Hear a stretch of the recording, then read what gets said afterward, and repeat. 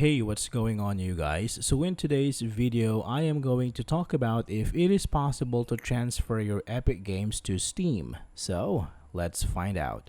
Okay, so here I have Steam already opened. Now, if we go to Games, we have an option that we can add a non-Steam game to our library. So if we click it, we can select the program that we want to add to Steam, and we can actually play that game through Steam. So you just have to tick the checkbox right beside it and click on Add Selected Program.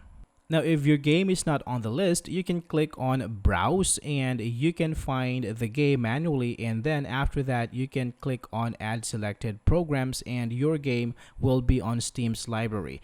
However, this is how you can play a game through Steam, but if you want to transfer Epic Games to Steam, that is impossible. So as of now, there is no way to transfer your games from Epic Games to Steam or from Steam to Epic Games. The only thing you can do is to play that game through Steam. Alright, so I hope this is helpful for you guys. Thank you for watching, and I will see you on the next one.